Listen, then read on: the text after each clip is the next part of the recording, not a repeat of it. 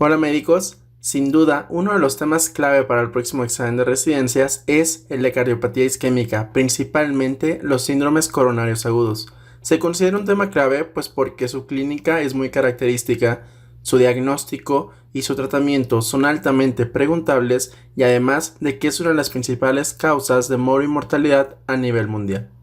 Te invito a que aprendas los conceptos más importantes de este tema y que te van a ser de utilidad para el próximo examen de residencias. Soy el Dr. Treviño y comenzamos.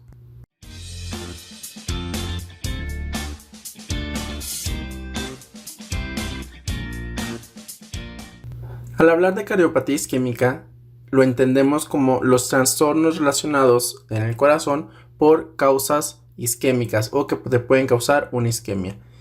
Aquí en la esquina superior te va a estar apareciendo el video de la cuarta definición universal de infarto agudo del miocardio, que te es de mucha utilidad que la revises para que puedas entender un poquito acerca de la fisiopatología de todo esto o de toda esta enfermedad. Lo primero que debes de entender es que la cardiopatía isquémica van a ser dos conceptos: cardiopatía isquémica crónica y cardiopatía isquémica aguda, o lo que significan los síndromes coronarios agudos. Dentro de la cardiopatía isquémica crónica, pues vamos a tener la angina estable y la angina microvascular. La angina estable debes de recordarla como aquella angina que dura el dolor menos de 20 minutos y que esta pues va a tener unas características propias y demás, a las cuales no nos vamos a enfocar en este video, porque lo que nos vamos a centrar en este video y en el siguiente van a ser en los síndromes coronarios agudos. Estos síndromes coronarios agudos los podemos definir de acuerdo a sus características electrocardiográficas, sin elevación del ST y con elevación del ST.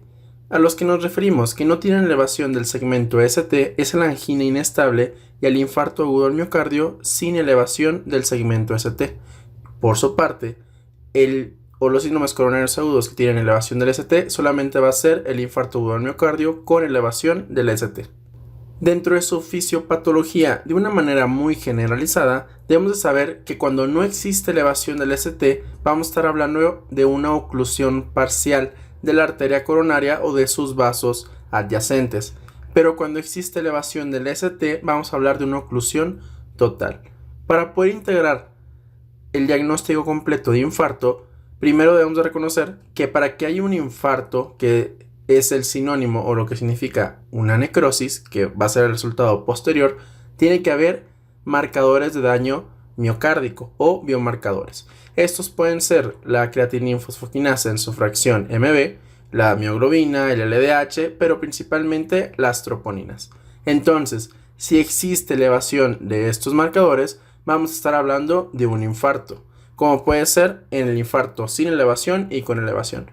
Pero cuando no existe elevación de estos marcadores, vamos a hablar de una angina inestable. Muy importante que conozcas este concepto y que te lo aprendas muy bien, porque sin duda, si viene algo de esto, te van a querer que te equivoques a partir de la definición entre angina inestable e infarto agudo del miocardio sin elevación del ST.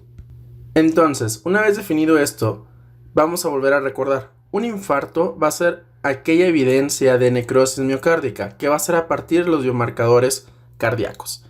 Esto se debe de sumar a síntomas compatibles con isquemia, porque la elevación de biomarcadores cardíacos puede ser por otras causas, como te lo muestro en el video de la cuarta definición del infarto.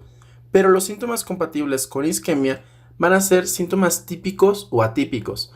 Los típicos pues va a ser este dolor característico que va a ser opresivo, de gran intensidad, que se puede irradiar al cuello, a la mandíbula o hacia el brazo izquierdo, mientras que sus signos atípicos más frecuentes que se presenten en ancianos y en mujeres van a ser que tenga disnea, epigastralgia, singultus, síncope, náusea, vómito y sin más y un montón de más de estos signos atípicos. También debe tener cambios en el electrocardiograma, desarrollo de ondas Q patológicas o la presencia de una muerte súbita con un probable origen cardíaco. Este probable origen cardíaco lo vamos a determinar porque el paciente pues tiene antecedentes de enfermedad arterial coronaria, tiene tabaquismo positivo, diabetes mellitus, hipertensión y etc. Importante recordar que cuando ocurre un infarto en el contexto de una muerte súbita que no se ha podido hacer el diagnóstico, lo vamos a considerar como un infarto tipo 3. Y por último, la evidencia de imagen, que esta puede ser por ecocardiografía o que lo veamos por resonancia magnética. Y ahora haremos todo esto más chiquitito para poder explicar un concepto muy clave y que es algo pues que se ve en la facultad, pero que sin duda es una de las cosas que les encanta preguntar en cualquier tipo de exámenes. Entonces nosotros también lo vamos a abordar. Los conceptos de isquemia, de lesión y de necrosis.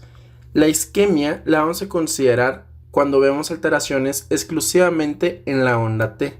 Y recuerda, si existe una T picuda, vamos a considerar una isquemia subendocárdica.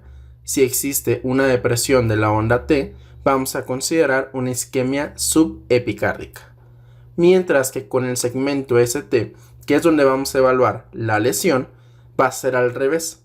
Cuando existe una elevación del segmento ST, consideramos una lesión subepicárdica o transmural, mientras que una depresión del segmento ST la vamos a considerar como una lesión subendocárdica.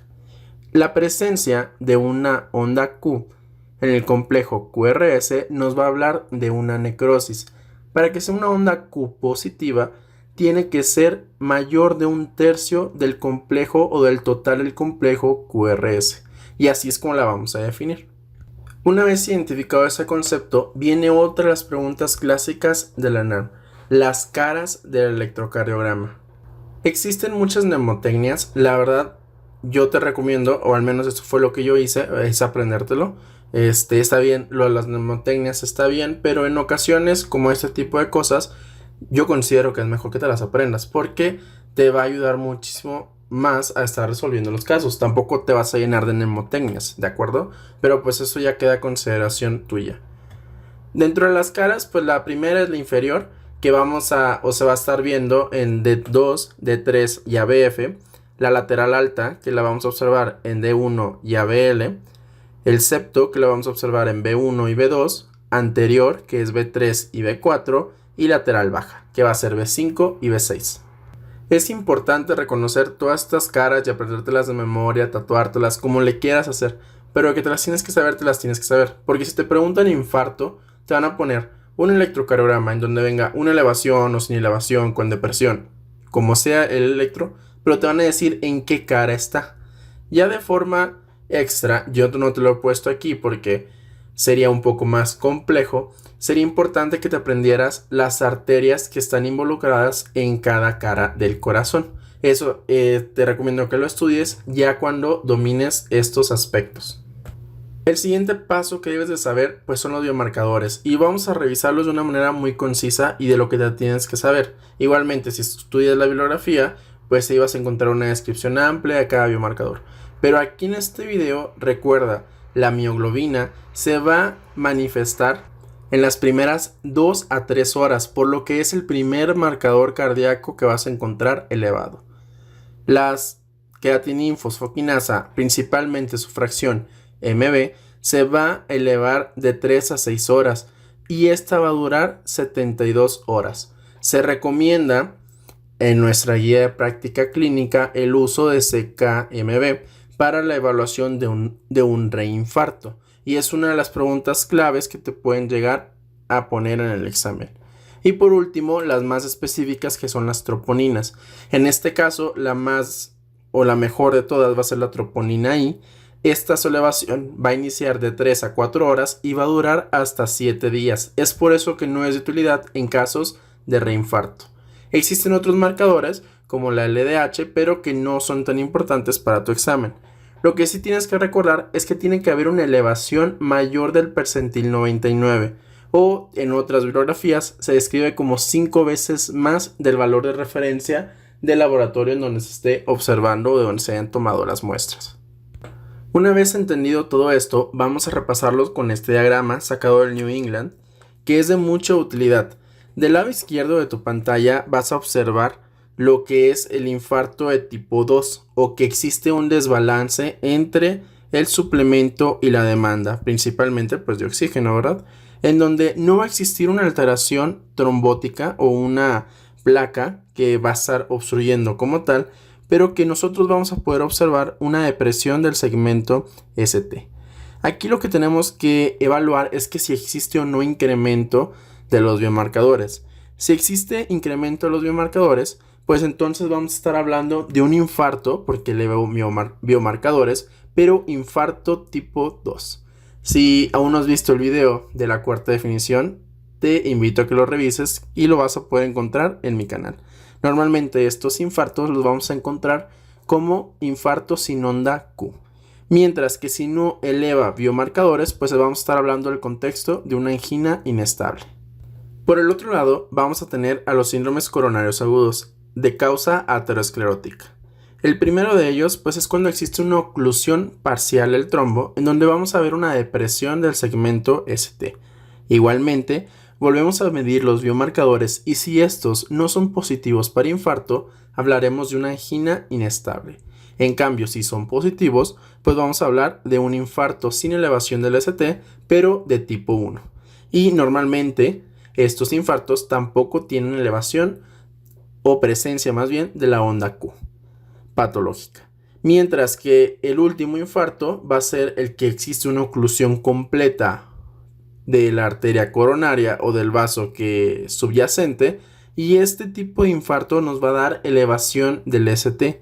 Esta elevación del ST pues va a tener un aumento de los biomarcadores cardíacos y nos va a definir lo que es un infarto agudo del miocardio con elevación del ST, que va a ser de tipo 1 o de causa aterosclerótica.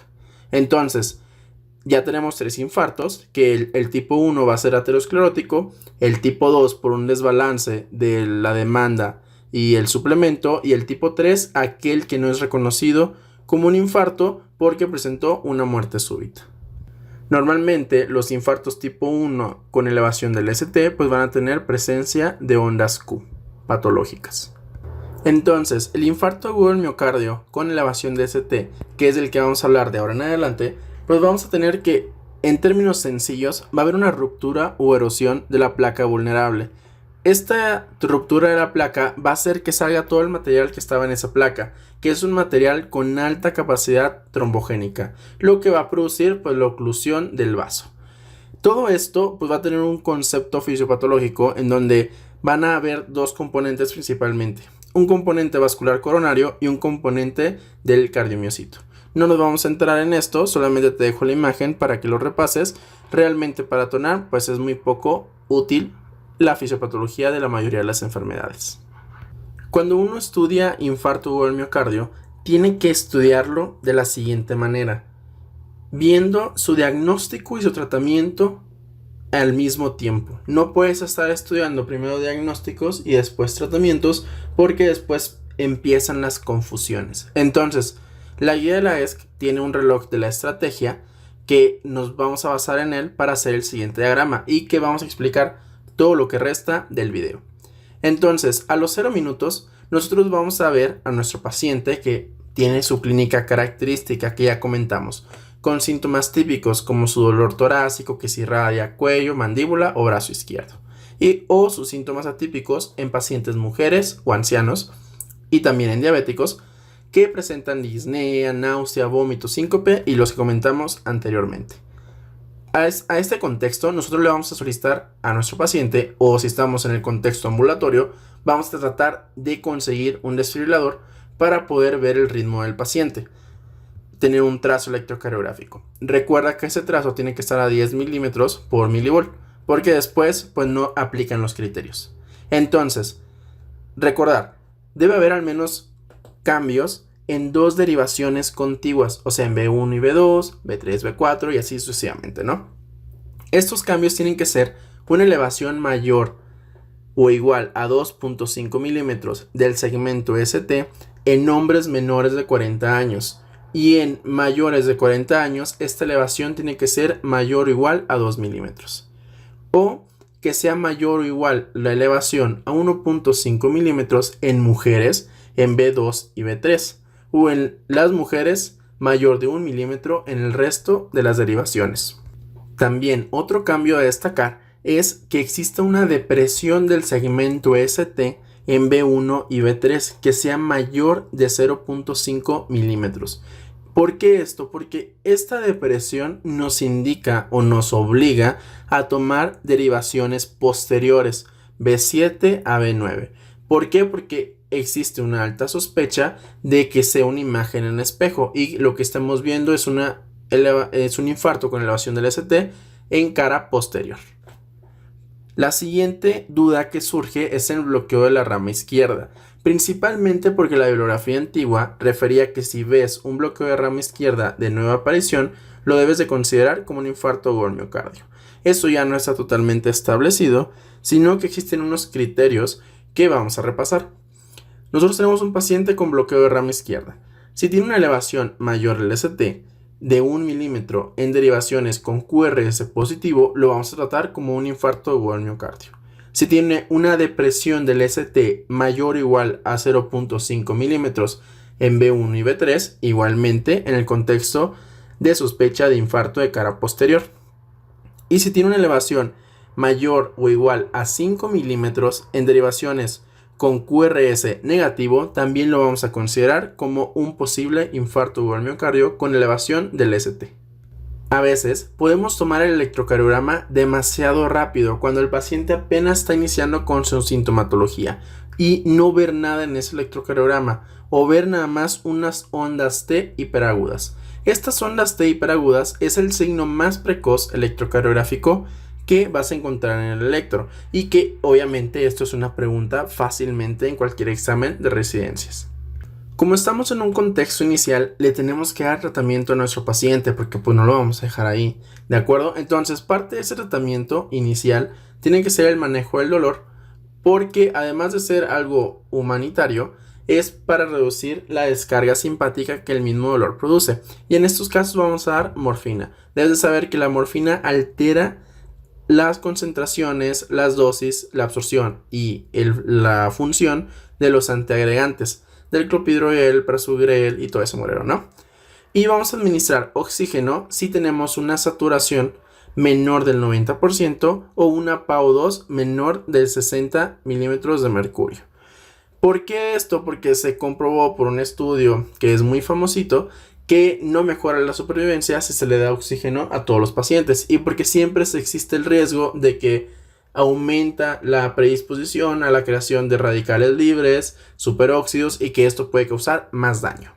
También importante que le tienes que dar al paciente la triple terapia la triple terapia antiisquémica inicial, que tiene que ser con la aspirina o con el ácido acetilsalicílico, con un inhibidor del P2Y12 que es el clopidogrel, el ticagrelor y todos esos, y con una anticoagulación, ya sea con heparina no fraccionada o con enoxaparina.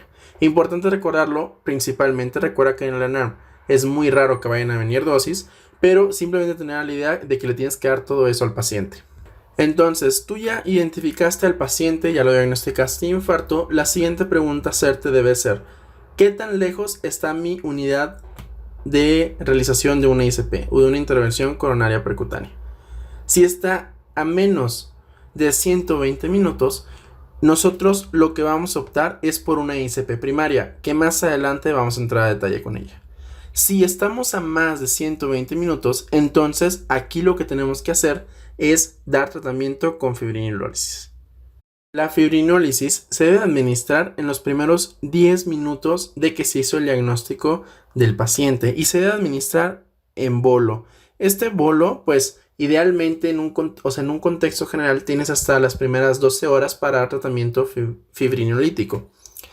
Además, debes de saber que aunque se tienen 12 horas, entre más tiempo pasa, menor va a ser el efecto del tratamiento.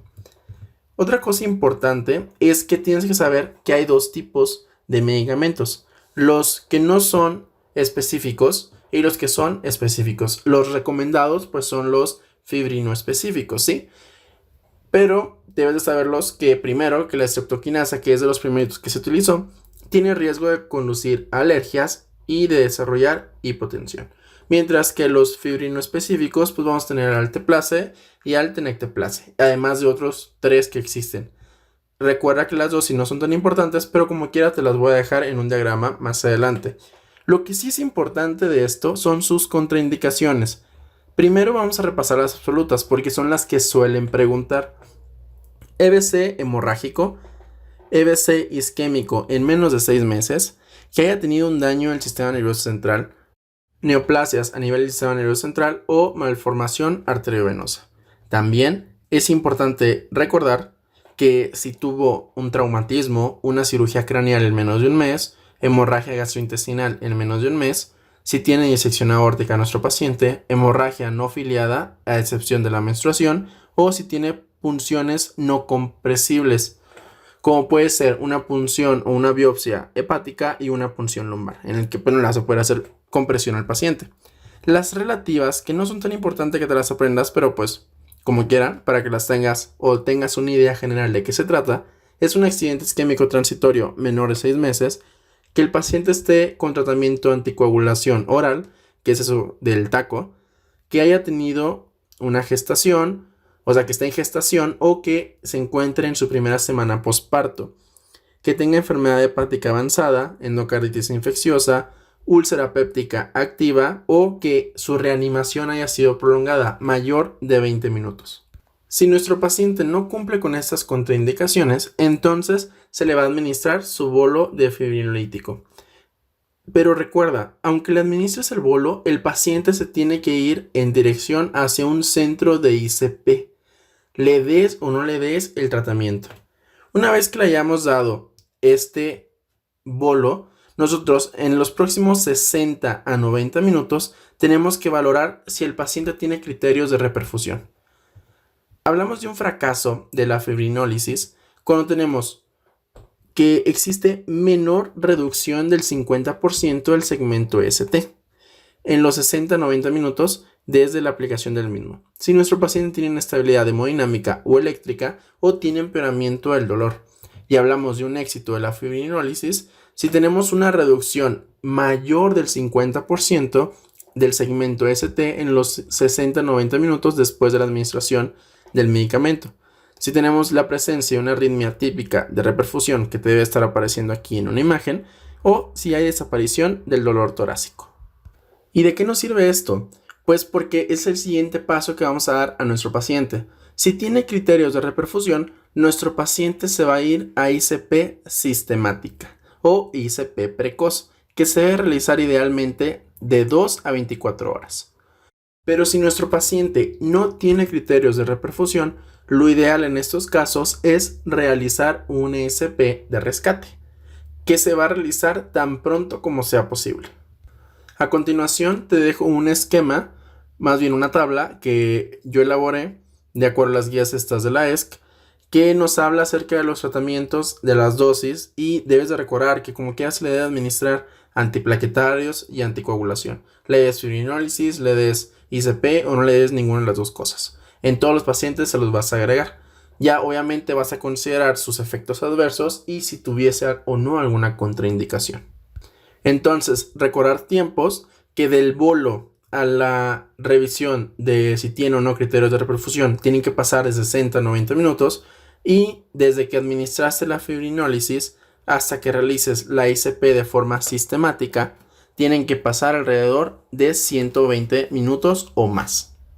Pasamos al otro lado, del contexto del primer mundo, y vamos a tener a nuestro paciente con menos de 120 minutos para que llegue a nuestra unidad de cuidados coronarios. Y si tiene este tiempo, nosotros vamos a someter a nuestro paciente a una ICP primaria. Una ICP primaria quiere decir que no se le va a dar tratamiento fibrinolítico. Entonces, desde los 0 minutos que nosotros tenemos o identificamos a nuestro paciente, tenemos que pasar nuestra guía, que significa el inicio de la reperfusión, a los 90 minutos. Ese es el tiempo que tienes que recordar. ¿Por qué? Porque es algo que te pueden llegar a preguntar.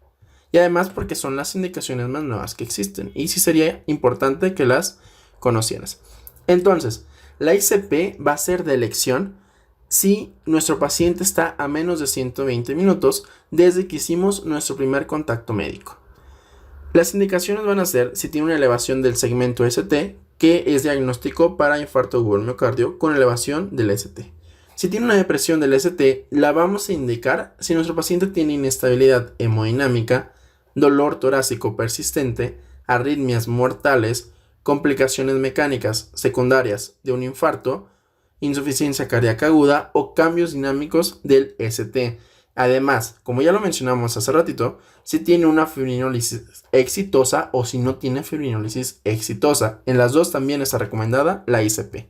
¿Qué más tienes que saber de esto?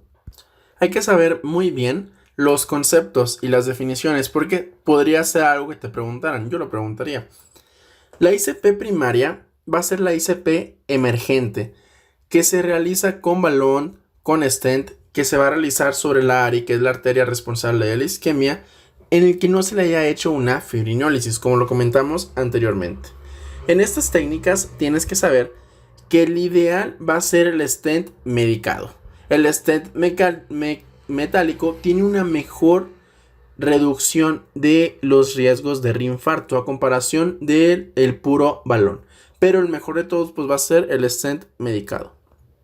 Hablamos de una ICP de rescate, aquella que se realiza lo antes posible del fracaso de la fibrinólisis. Esta recomendadamente va a ser o se tiene que realizar a las 2 horas. Y la ICP precoz va a ser aquella que después de una fibrinólisis exitosa se va a realizar una ICP que se realiza en el contexto de 2 a 24 horas después. Es por eso que aunque nuestro paciente tenga criterios de reperfusión después de una fibrinólisis, la ambulancia no se debe de parar, tiene que seguirle derecho hasta el próximo centro de cuidados coronarios. Para todo esto, la recomendación va a ser el acceso radial, porque ese tiene una menor tasa de hemorragias, de complicaciones y además de que como es en el brazo, podemos propiciar que nuestro paciente deambule de una forma más precoz. Otras cosas que tienes que saber es que de la ICP que no he puesto o no he anotado aquí, es que no se le va a realizar ICP a pacientes que estén asintomáticos después de 48 horas del inicio de los síntomas. O sea, si ya pasaron 2 días, no hay ICP para ese paciente. También, en pacientes con enfermedad multivaso, que si bien esto no creo que sea algo que se ha preguntado para el ENARM, pero pues es algo que no estaría mal que supieran, cuando tengan enfermedad multivaso los pacientes, solamente se va a tratar a la arteria responsable de la isquemia. Y antes de que se decida el alta, se le va a tratar el resto de las arterias que puedan estar dañadas. Los bypass de las arterias coronarias se tienen que hacer o se van a recomendar cuando existe una área permeable con una anatomía desfavorable. Principalmente recuerda que la mayoría de los trombos van a existir en la arteria descendente anterior y la más que se utiliza pues es la mamaria izquierda porque su anatomía es casi idéntica y es una de las preguntas que te pueden llegar a hacer. Lo que sí nunca se debe de hacer, de acuerdo a las guías internacionales, es la aspiración del trombo. Y si te la ponen, pues ya tienes un avión, porque sabes que esa no es la correcta. Nuevamente te dejo otra gráfica, otra tabla acerca de las recomendaciones de medicamentos, en donde vienen incluidos tanto para pacientes que reciben reperfusión por ISP, que me faltó poner ahí, y en pacientes que no van a recibir tratamiento con reperfusión. Esas consideraciones, yo que te recomendaría que te aprendieras de todo esto, que te aprendieras que el prasugrel y el ticagrelor van a ser más recomendados para el ICP que el clopidogrel, ¿de acuerdo? Que esos tratamientos, la doble antiagregación se debe de dar al menos por 1 año. En pacientes con alto riesgo de hemorragia se debe considerar la anticoagulación para menos de 6 meses. En pacientes que no, pues se puede prolongar un poquito más la anticoagulación. Y pues sería como que lo único que te recomendaría que te aprendieras. Realmente no es tan importante, simplemente que tengas en mente que se les tiene que dar esos 3 medicamentos. Porque yo sé en qué momento de tu vida de estudio estás y sé que es difícil a veces acordarte de estas cosas. Y todo lo que acabamos de comentar, ¿a qué se debe? Pues a este pequeño dibujo, diagrama que he sacado de la ESC, en donde nos habla del grado de recomendación que tienen los procedimientos. En verde es que mejor, en amarillo que tal vez y en rojo pues que nada que ver, ¿de acuerdo? Entonces, de eso se trata todo lo que acabamos de comentar. Ya por último, para cerrar este video, vamos a hablar de metas terapéuticas, que es otra de las cosas que les encanta preguntar. No sé por qué, pero pues ahí está, ¿no? En los pacientes que tengan hipertensión arterial, vamos a considerar su meta que tenga una presión arterial sistólica menor de 140. O en pacientes con alto riesgo cardiovascular, pues que tenga una presión sistólica menor de 120, un poco más rigurosos. El objetivo del colesterol LDL va a ser menor de 70 miligramos, que se debe de dar con estatinas a dosis elevadas o a dosis intensivas. Estas dosis van a ser 40 a 80 miligramos de atorva y de 20 a 40 miligramos de rosuvastatina. También en pacientes en el contexto agudo, la glucosa se le va a iniciar tratamiento hipoglicemiante cuando tengan más de 180 miligramos. Entonces, el objetivo es tener la glucosa menor de 180. Pero es más importante que nuestro paciente no desarrolle hipoglicemias, ¿de acuerdo? Entonces, puede ser la recomendación extenderse hasta 200 miligramos. Obviamente que para el ENAR, pues yo me iría con la cifra cerrada de 180. Los YECAs y los ARA2 y los antagonistas del receptor mineralocorticoide los vamos a recomendar cuando tengamos las mismas indicaciones que la insuficiencia cardíaca, ¿de acuerdo? Y los beta bloqueadores en la fase aguda nos van a ser de utilidad para reducir la carga de trabajo del miocardio, porque pues van a reducir la frecuencia cardíaca y además van a reducir la presencia de arritmias malignas. Entonces, en el contexto agudo se indican para eso, mientras que en el contexto crónico pues van a ser las mismas indicaciones que la insuficiencia cardíaca. Si aún no has repasado insuficiencia cardíaca, también te voy a estar dejando aquí en la esquina superior un video en el cual explico a detalle el tratamiento y su diagnóstico. También tenemos otros medicamentos como los nitratos que se utilizan en la fase aguda para disminuir la presión o para disminuir el dolor. Con esto terminamos el video de hoy. Espero que haya sido de tu agrado y que por supuesto hayas aprendido algo nuevo. Claro que de infarto podemos hablar y hablar, pero creo al menos que estas son las cosas más importantes que te tienes que saber. Una pregunta siempre surge, y a mí me surgió bastante, y de hecho con mis compañeros yo lo platiqué. En el contexto, cuando te venga una imagen, por ejemplo, en cardio, que sí o sí, si viene cardio, te van a poner un electro. Sinceramente, doctor, desde mi experiencia, obviamente cada mente es distinta, desde mi experiencia puedes contestar cualquier pregunta fácilmente sin ver la imagen que está ahí. ¿Por qué? Porque la imagen te puede hacer dudar. Si tu clínica y tu estudio ya te dijeron, tiene FA, tiene TB, tiene infarto, lo que sea, solamente ve la imagen para confirmar tu respuesta, pero que no te vaya a cambiar tu respuesta, porque créeme, muy probablemente la tengas correcta. Ese sería el consejo que te daría en este video y espero que te vaya a ser de utilidad cuando presentes tu próximo ENAR. No me queda más que despedirme y desearte éxito en todo el estudio y todo el trabajo que estás haciendo actualmente. Soy el Dr. Treviño y nos vemos hasta el siguiente video. Chao, chao.